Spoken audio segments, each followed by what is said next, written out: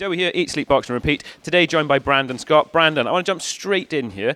We're up here at Pantside ABC. You've got fantastic sort of stable mates with you. You've got a fantastic trainer and stuff like that. How does it feel now to be looking ahead to your professional debut coming up?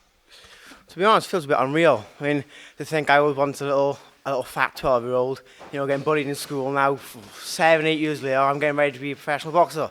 That's crazy. You opened it up for me there. When you were a 12-year-old and you say, you know, you were overweight 12-year-old, maybe lacking in confidence, how do you get into a boxing gym? How does that happen? Well, as far as I remember, I mean, my family went to Disneyland Paris, and I just, you know, I was walking around and I saw shadow boxing randomly. I was like, you know what, this is good, this is. And then I came back and I was nagging Dad to take me to a boxing gym.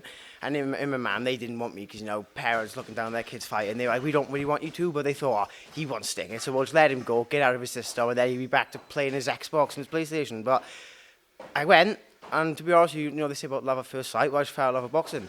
I thought, you know, my weight started to come down because I was severely overweight. I mean, I remember going to the doctors, and he was telling me, I think he told me I was morbidly obese. And I thought to myself, damn. So I started to lose the weight, and I thought, you know, I've been training boxing for so long, I may as well have a fight. And I had my first fight, I won my first fight, and that feeling just hooked me, bang. And the rest is history. So you talk about loving it there, love at first sight. When you walk into the gym, and maybe a lot of people watching this haven't been in a gym for a while or haven't been at all. Like, was it the sounds? Was it the people there? Was it the actual boxing? What was the thing that made you think, yeah, I'm going to keep sticking at this? I don't know, it made me feel alive. You know, sometimes you can just, like, I could be sitting in my house and I had nothing to do and I feel a bit flat, like I was just coasting along. But every time I go in the boxing gym, I'd leave with a high. You know what I mean? I feel like I earned my day. I earned everything I had. So to be honest with you, I got addicted to it and never looked back. Do you remember those first fight nerves then? How did you feel that day? What was it like? What do you remember about that day? Exactly what it's like. I still get them now. Well, yeah, people say, "Oh, I'm not nervous this fight." Nah, everyone gets nervous. I mean, I still get nervous. I still get little butterflies. You know, if I go for a hard sparring session, I get little butterflies. So I think if I had a fight where I knew I'm knocking him out in 10 seconds, I'd still be nervous. Do you know what I mean?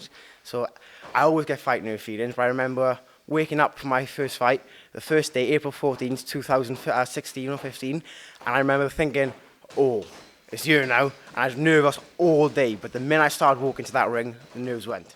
And you've clearly found a way to put those nerves aside because you've gone on to win. Like, correct me where I'm wrong here. You've got sort of 3 Welsh Championships, a British Championship. You're a highly touted amateur and stuff like that. You've put those nerves aside and you've done really well in the amateur game. What are you going to take from the amateur game into, you know, the professional ranks that you're now looking at? Super skills. No, well, you know, I think I got all my amateur pedigree at the way. Like you said, I won 3 Welsh titles. I won a British title. I won loads of fights, tournaments abroad. So I've definitely got my amateur pedigree. I've been to the Europeans out in Russia. I've travelled all over Europe. So I'm not saying it's not going to be anything new to me, but I'm going to know how to deal with the nerves when they come. I'm not going to let them dictate how I perform. And you're a young man, obviously. It's quite young to sort of turn over pro and be stuff like that. Is there any sort of preparation you're doing now for? Some men are going to want to try and old man you a little bit, going to try and push you around. Is there stuff you're doing in preparation for that? Well, me and Gavin chucked straight in the deep end with sparring. I mean, I've been sparring regularly with Andrew Selby. You know what I mean? So in the past month, I haven't sparred one man, I don't think was under 28, and not one person who hasn't boxed for at least a British title, really. So I've been chucked in the deep end straight away, do you know what I mean? But I feel what I may lack in strength, I definitely make up for in skill. And I'm not expecting you here to say, oh, you know, I got the better of Andrew Selby or anything like that. But how does sparring with somebody of that quality, and he's very highly respected in boxing nationally and internationally, how do you come off in that? Is that you taking things away from it and learning every time? How do you feel that you're doing it, mixing it with that level? Well, I learn something from every time I get punched in the face, you learn something, do you know what I mean?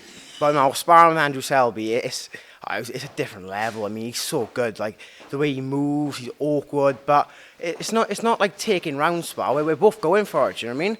So I feel I'm definitely at the competitive level with them. So by the time I'm going on to my 20s, I fully expect to be able to achieve what they've achieved. And the breaking news was that you've signed with MTK, you've got good backing behind you. How does that come about? Was there someone seen you at an amateur show? Was someone you know? How does that sort of deal come about? Well, no, to be honest, I think I wrote to Gavin because I remember I told him I wanted to turn pro with him because I've always it's always been my ambition to be a professional boxer. So I trained over with Gavin, who's a former world champion, do you know what I mean? So obviously he's really highly respected. So he put a word in with Lee Eaton and MTK, and Lee said, well, at first there was a bit of a, we don't really know yet, but then yeah, I got with MTK. It's an unreal feeling. I'm with the same promotional company as Josh Taylor, Tyson Fury. It's like, wow. And you said it there, you've got massive respect for Gavin. He's obviously very respected in boxing as well. What does he do as a coach or in the corner or just a word in your ear? What does he give you that's improving your boxing? He pushes us. You know, he's really hard on us. Like, there's been times when I've come back after the 4th round where I'm trying to get fit and I'm tired and I'm struggling to stand up, and Gavin just says, you're not tired, get on with it.